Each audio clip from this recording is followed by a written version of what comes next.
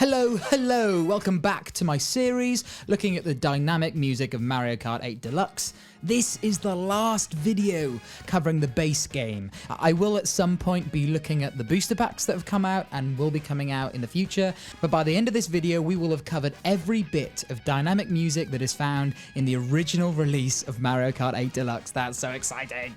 So don't forget to like and subscribe, and I'd love to hear in the comments below, out of all the tracks we've looked at so far, what is your favourite and why? So, without further ado, let's start with our first track, Tick-Tock Clock.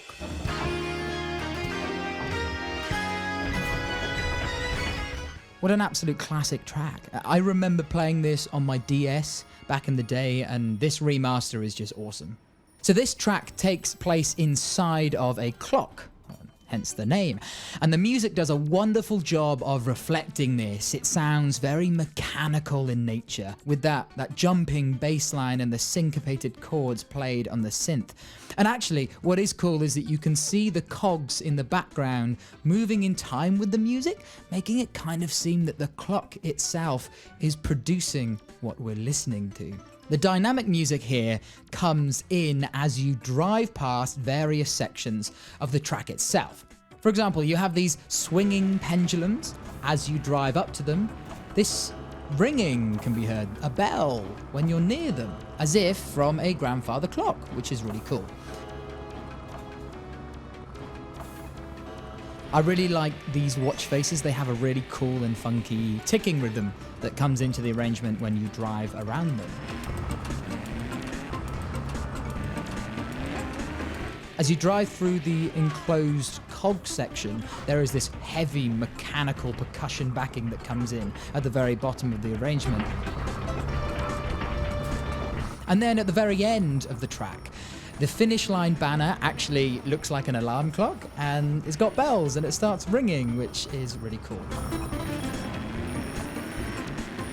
What I like about all these different things is that as you drive through the track, the different sections of the clock will be added and then taken away to the musical arrangement as you drive past them, making it feel as though you are sort of on this tour of the inner workings of this mechanical wonder. However, there is one flaw that I have noticed as I've played and looked into this track. On the recorded file found on the Mario Kart 8 soundtrack, all of the different sound effects are wonderfully synced so that they are bang in time with the music as a whole. However, I have found that the sound files for the different sections are just not in time in the actual game. They're all slower than the music. Now, a negative Nancy might complain about this, because it shatters the immersion that this is one large piece of machinery that is working together, ruining the rigid and mechanical feel of the piece. But I actually kind of like it. It gives this track a weird complexity to it, as all of these different parts are sort of working as individual pieces, and it all creates this cacophony of noise and a bit of chaos. But maybe that's just me being the optimist and trying to find good things in something that might not be programmed correctly. But hey, that's just me. But all in all, it's a really fun way of implementing the musical elements into the music whilst linking it to the theme of the track. Jumping out of Tick-Tock Clock, we're going to move through an interdimensional portal and pop out in a land of fantasy and wonder. Next up is Hyrule Circuit. Okay, honestly, there's not too much to say here, but obviously the Mario Kart 8 soundtrack as a whole is just made that much better because it has the Legend of Zelda theme in it. And to be honest, this is an energetic and upbeat killer rendition of this very famous piece of music, and I love it. When it comes to the dynamic music though, there isn't actually that much going on. However, I would just like to briefly point out two things about the sound design that really play into the immersion of being in a Zelda game. So first of all, you have the coins, which have been swapped out for rupees, which is very fitting. And when you collect them, it doesn't play the stock coin collection sound. They make a different sound that sounds more like you're picking up a rupee, which is a nice addition.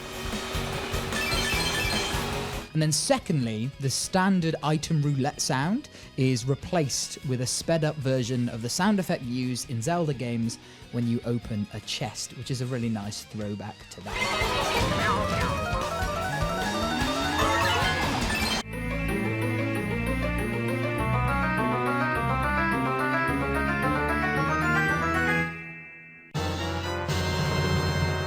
Okay, so there is only one bit of dynamic music in this track, and it's actually triggered by the gameplay.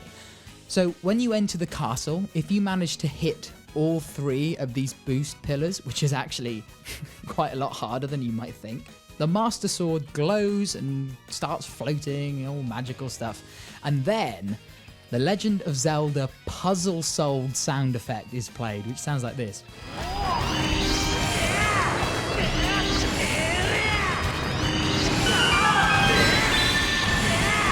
And this is one of the most iconic sounds in gaming, and I think it's a really lovely addition to the track. Flying out of Hyrule Castle and back into the Mario universe, we come to one of my favourite tracks in the whole game that contains what I think is actually the best and most underrated musical Easter egg in like the whole of Mario history ever. So let's dive into Super Bell Subway.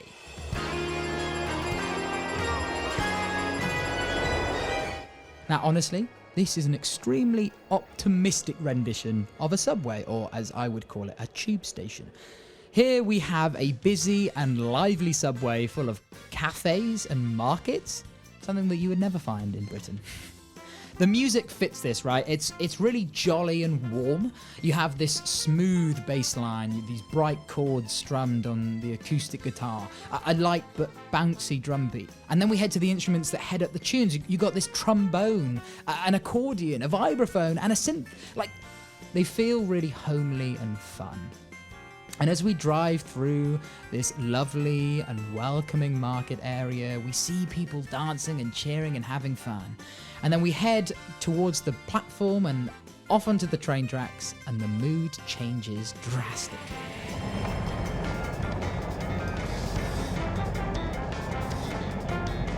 The drum beat gets a lot more intense, and the acoustic guitar is swapped for this electric flanged guitar. And the synth sharpens its tone, sounding harsher as it plays more chromatic runs.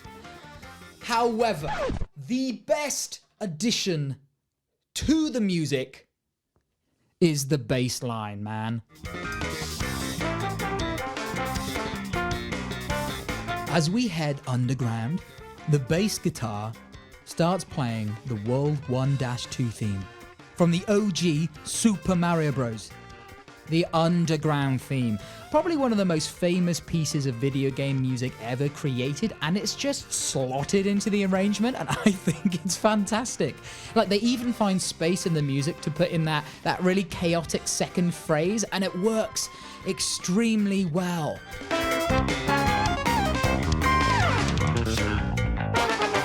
Man, I love this addition, and I only really started to notice it once I stopped focusing on playing the game in this map, and I started listening to the music more carefully. This new arrangement does a fantastic job of making you feel underground and sort of more on edge as you drive over the train tracks, dodging the trains in the dark, and then you realize the underground theme is playing, and you go, oh my goodness, that's such a big brain play, Nintendo. Well done, beautiful stuff. I just love this track. No one talks about it, but I love this track. It's so fun. And when you first hear that boom, boom, boom, boom, boom, you're like, oh yeah. But yeah, I just love it. It's great. Okay, guys, that's it. That's all I have to say about this track. Just listen to it and love it like I do. So now we're going to move on to the last track of this video. Let's pull out our interdimensional portal once again and hop over to another Nintendo property that managed to make its way into this Mario Kart game. This time to F-Zero, baby. Let's look at Big Blue.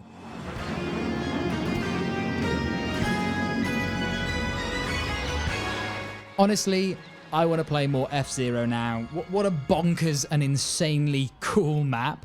I think they decided to shoot up copious amounts of monster energy when they wrote this track, because wow. I didn't know that Captain Falcon shredded on the guitar and the saxophone at the same time. Damn. As you barrel down this awesome track, you're accompanied by an incredibly hype piece of music, pulling from heavy metal and rock. It's actually a remake of the Big Blue music from the F-Zero games. You have these punctuated chords chugging away on the synth, an insanely energetic and complex drum beat with amazing riffs and fills, and then you have the dueling main instruments, the electric guitar and the saxophone, like head up against each other, swapping and taking over the tune from each other with call and response sections, and then just whole solo sections to allow the musicians to just show off their insane techers. It just slaps so hard. As with Mount Wario, this is actually a straight A to B race, so there's no laps, but instead different sections. As soon as you hit that last lap, our boy Lakitu comes in, and this time he's forgoing the normal 3-lap jingle, and instead an F-Zero inspired wah is played. As you hear the iconic voice line from the original game, "Yeah, the final lap." That was such a bad impression. It's actually pulled directly from F-Zero, which is awesome. The cool thing about the music in this track, and what makes it actually dynamic, is that that final section has its own music. We jump straight into the saxophone, just going buck wild, running up and down the scales like a madman before throwing it to the guitar. A final musical duel happens before the race ends, and this just builds and maintains energy and excitement for the last sprint to the finish line. It's so freaking good, man. This track is awesome. One final thing about this track. I didn't actually talk about the other F-Zero track, Mute City, because it didn't have any dynamic music in it, but this actually is the same for that track. Both F-Zero tracks actually have their own final results screen music, which is really lovely, and it's a remaster of the original ending theme found in the OG F-Zero on the SNES. Which is just a lovely touch that, again, sets these tracks apart from the rest in the game. And there we have it, guys. Every piece of dynamic music in the base game of Mario Kart 8 Deluxe. As I said, we will look at the booster pack soon. Do not fret. But I just want a little bit of a break from Mario Kart. And maybe I'll let a few more packs come out, and then I'll do them all sort of like in a big video. But yes, thank you everyone who has been keeping up with this series. Like, I've loved doing it. I've had some wonderful comments and support. You guys are great. And you know what? I spent so much time over the last month and a half playing and listening and editing videos of Mario Kart 8. And the fact that I'm still in love with the game really says something about it. Well, actually, in fact, I think I've fallen in love with the game even more as I've been doing this. Like, the music is just so damn good, guys. And its implementation to the game itself. Like, you can tell that it was made with precision and made with love. So it's just good games feel good to like. You know what I mean? Stupid comment. I plan to do more videos on video game music, 100%. It is a passion of mine. But I also love doing film and TV analysis. And honestly, the 2 videos I've done so far based on that content is actually doing really well. So I plan on diving into that a bit more. But don't worry, I do plan to always be doing some stuff on games and game music. So yeah, don't forget, like, comment, subscribe, click that bell and all that YouTuber stuff. And again, guys, thank you so much for watching. I'm just like a guy who just rambles on about stuff, and the fact that people actually listen to me is crazy. So yes, amazing stuff. I hope you're well. I will see you in the next one. Bye!